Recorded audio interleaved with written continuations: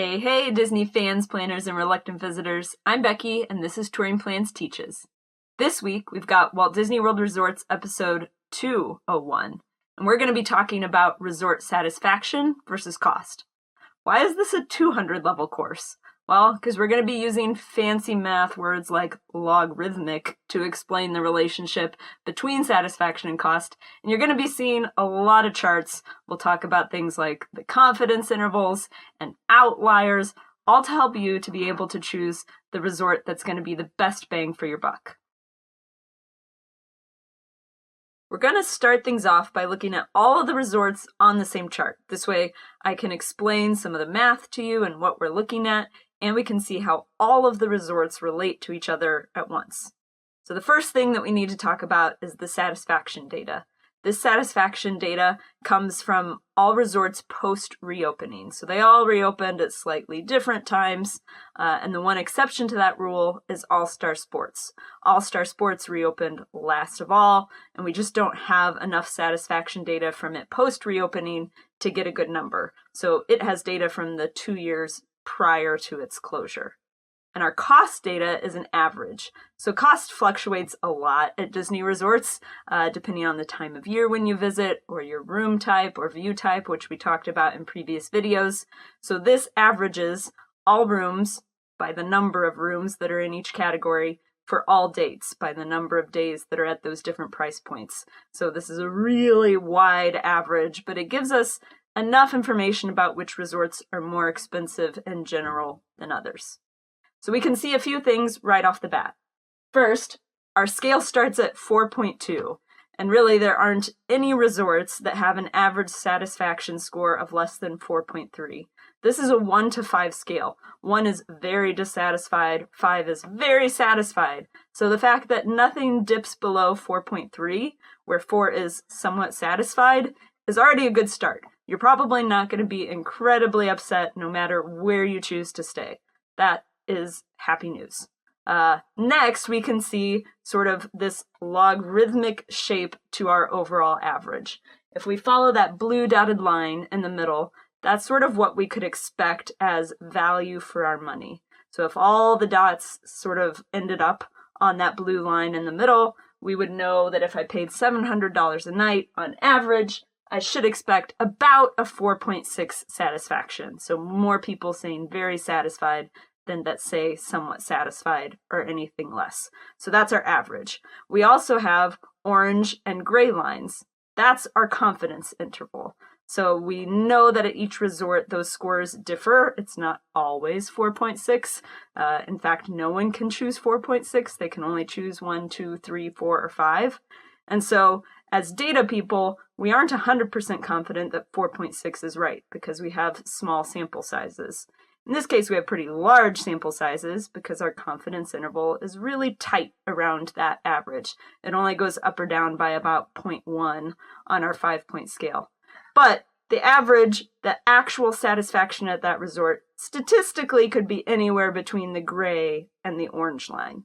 That means we don't know anything for sure about a resort being above average or below average until they go outside of those gray and orange lines. So whenever we see a dot above the gray line, that means it's a resort that is a really good value for its money, at least according to satisfaction scores. And anytime we see a dot that goes below the orange line, it's a poor value for its cost. So those are going to be our below average sort of slacker resorts. Let's talk about the good ones first. So we see 2 dots that manage to pop up over that gray line. And those are the cabins at Fort Wilderness and Wilderness Lodge. So I guess something is really satisfying about being in the wilderness. We don't have scores for the campsites. Otherwise, I might hypothesize that they show up above that gray line as well. So if you want something that is statistically a good value for your money based on satisfaction scores, you could either spring for one of the cabins at Fort Wilderness. Again, those are big. They have a lot more room than a lot of the rooms at a similar price point. Or you could go for Wilderness Lodge. And if you watched our video about view types and photos from rooms, this really shouldn't come as a surprise. Wilderness Lodge is priced as one of the cheapest deluxe resorts, and it has a really good location and pretty spectacular views that you can get even at that standard room category. So I'm not incredibly shocked by either of these popping up above that line. Next, let's look at the ones below the line. So again, we have 2 dots that drop below that orange line, which means you're getting less satisfaction than we would expect you would get for the cost of the rooms. Those 2 resorts are Port Orleans Riverside and Dolphin. So Dolphin hasn't really shown up in any of our videos so far.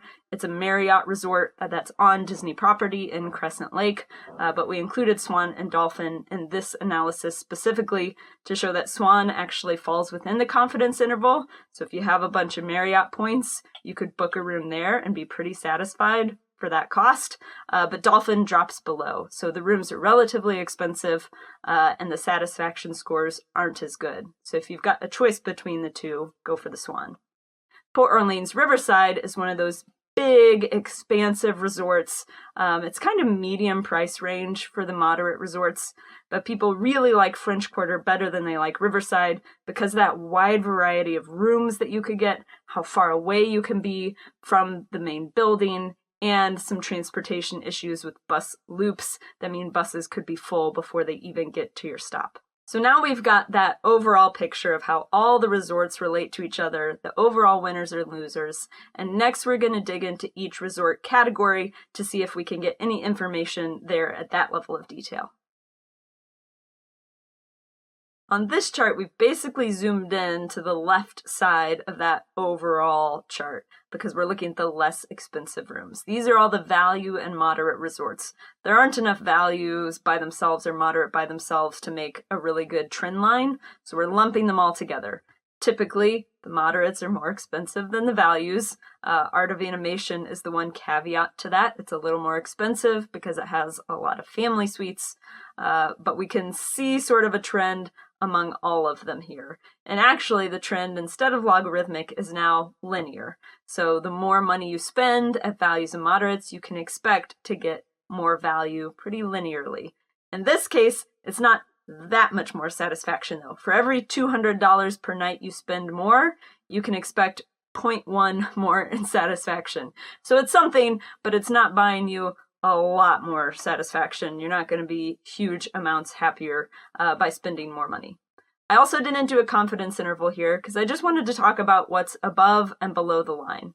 And things that are really high above the line are going to be those really good overachievers, and really far below the line are going to be the slackers and where we might want to avoid. So if we look on this chart, we can see again the cabins at Fort Wilderness are way up there. This makes sense. If it was a positive outlier on our overall chart, it should probably be one here too. But our other winner on this chart that didn't pop above that line on the overall chart is Pop Century. It's relatively cheap. It's one of the more expensive standard rooms at a value resort, but it's still a lot cheaper than most of the moderate resorts. And it has relatively high satisfaction. This has been increasing lately because of the Skyliner, and so it's really hard to find an unsatisfactory location at Pop Century. You're either close to bus transportation or the Skyliner, or you're just really out on the edges of the resort and got really unlucky with your room assignment. So easy to be pretty satisfied at Pop Century. That makes it rise up a little higher on our chart here. We can also see the ones that we might want to avoid. And again, we have 2. The first is Port Orleans Riverside, which is below any other dot. This is really surprising.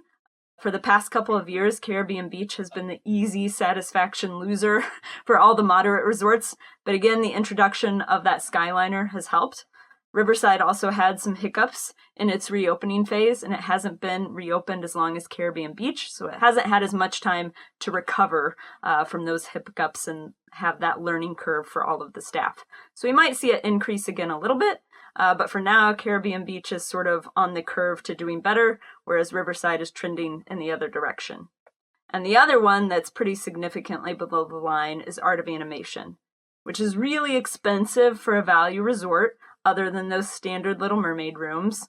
So everything else is a family suite, which is much more expensive, hundreds and hundreds of dollars every night. So it's pretty far to the right of our chart, and its satisfaction scores aren't that great. It's even below All-Star Music and significantly below Pop Century. So really think about whether it's going to meet your needs, especially if you need a family suite. It might be a good choice to make, but just go in expecting that those satisfaction scores aren't going to be wildly high like the cost might make you think they should be. When we look at deluxe resorts by themselves, we're once again back to that logarithmic relationship. So logarithmic means it's increasing, satisfaction is increasing as cost increases, but the return for your money gets less and less. So the slope of that line gets closer and closer to horizontal the more expensive you get, which makes sense. We can't expect that we'd spend $5,000 a night and our satisfaction score would go up to 6. It's just not possible. So it's going to have to even out somewhere.